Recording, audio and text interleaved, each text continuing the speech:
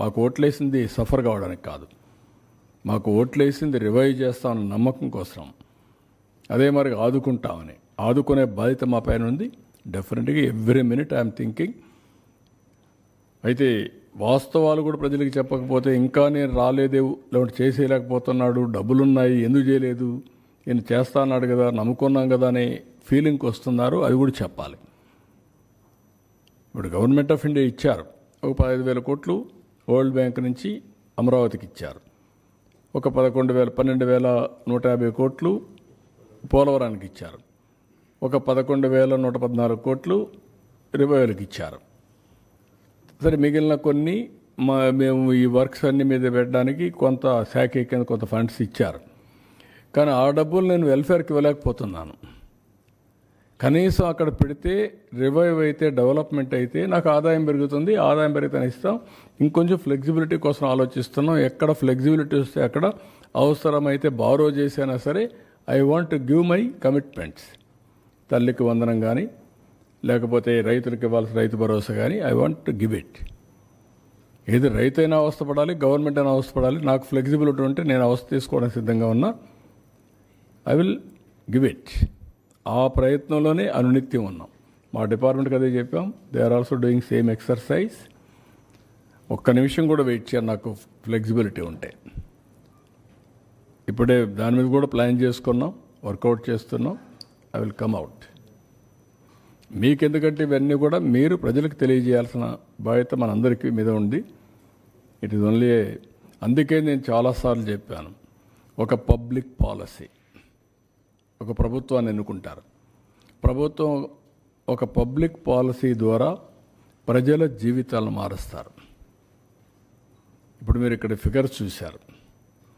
ఐటీకి ప్రాధాన్యత ఇచ్చాం, ఇన్ఫ్రాస్ట్రక్చర్కి ప్రాధాన్యత ఇచ్చాం.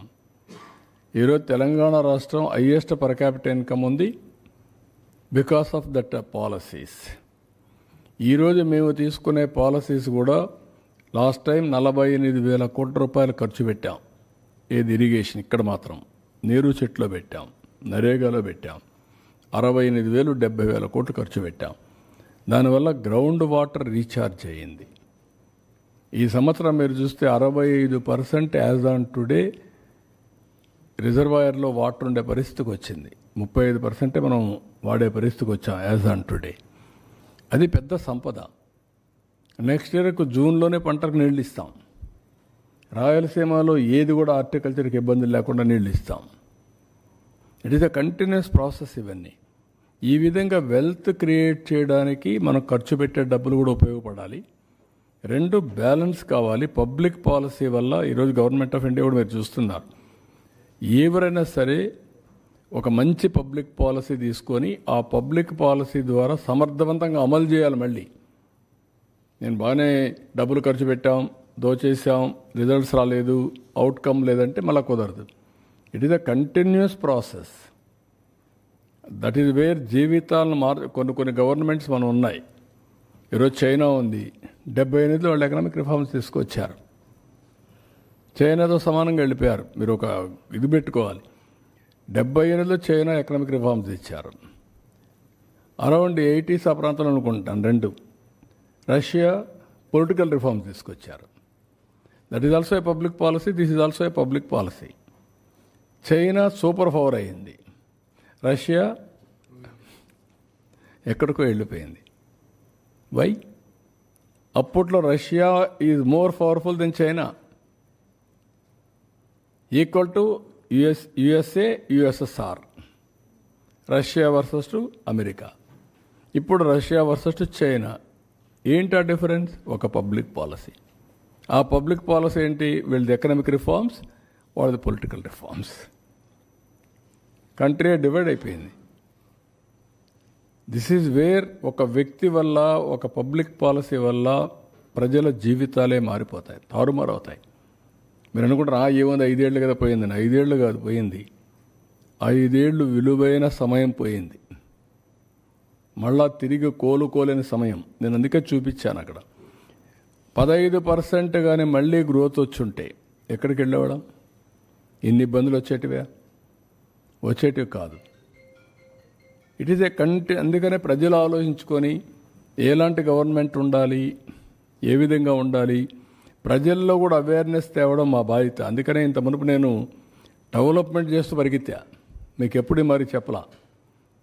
24 గంటలు నేను పని చేసుకుంటూ 13.5% గ్రోత్ వచ్చినా నేను చెప్పలేదు కాబట్టి అందరూ అనుకున్నారు ఇది అందరూ చేస్తారులే, ఎవరు వచ్చినా ఇంకా బాగుంటుంది అనుకున్నారు. ముంచేసే కొందికి ఇప్పుడు అర్థం అవుతుంది. అందుకని 93% స్ట్రైక్ రేట్ ఇచ్చారు. కానీ ఇబ్బందులు ఒకటేసారి అధిగమించలేం కదా. జరిగిన నష్టాన్ని ఇంకా 10 ఏళ్ళు పడుతుందా, 15 ఏళ్ళు, వారు చెప్పిన ఇప్పుడు 9,75,000 వడ్డీ కట్టాలా, రీపేమెంట్ చేయాలా, మళ్ళీ ఆదాయాన్ని పెంచాలా, మళ్ళా వెల్ఫేర్ ఇవ్వాలి. It is a extra Hercules task. దాన్ని అధిగమించి మళ్ళీ ముందుకు పోవాల్సిన అవసరం ఉంది. బట్ వేరే మార్గం లేదు. నన్ను చాలామంది అడిగారు, చాలాసార్లు అడిగారు, మీరు సెట్ చేయగలుగుతారని అడిగారు. అనుమానం. ఎకానమిస్ట్ అడిగారు, వీలవుతుందా, మీ వల్ల అవుతుందా, ఇవన్నీ అవుతాయా అని అడిగారు. వేరే ఆప్షన్ లేదని చెప్పాను నేను. There no option.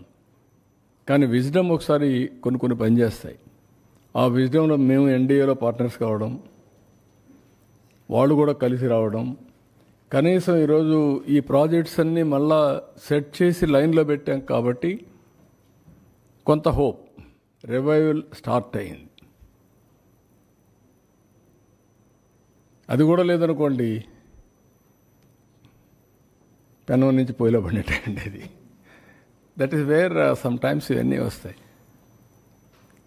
అదే దీన్ని సిస్టమేటిక్గా చేసుంటే ఇన్ని ఇబ్బందులు వచ్చేటి కాదు.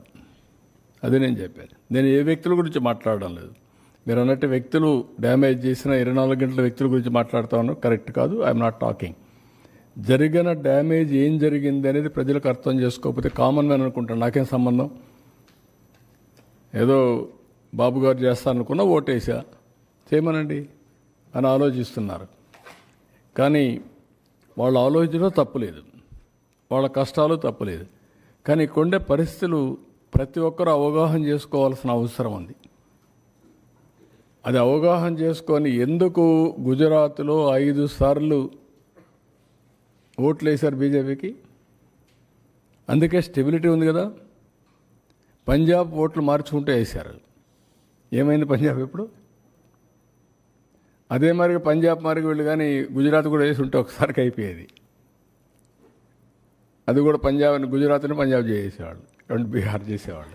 అంటే సార్ ఒకటి 5 సార్లు 6 సార్లు ఓట్లు వేయటమే కాదు, ఆ లీడర్ని బట్టి కూడా ఉంటుంది. వెస్ట్ బెంగాల్లో 5 సార్లు ఇచ్చారు, అక్కడ మరి వెనకబడే ఉంది. కేరళలో ఉన్నాయి, అంటే ఎగ్జాంపుల్స్ ఉన్నాయి. బట్ ఆ లీడర్ ఎలాంటి పాలసీ తీసుకుంటున్నారు అనే దాని మీద అదేమా, దానికే నేను ఏమన్నానంటే 30 ఏళ్ళు జరిగిన డెవలప్మెంట్, ఆర్థిక సంస్కరణలు వచ్చిన తర్వాత ఆ రాష్ట్రాల్లో జరిగిన అభివృద్ధి అంతా వైట్ పేపర్స్ వచ్చాయనుకోండి.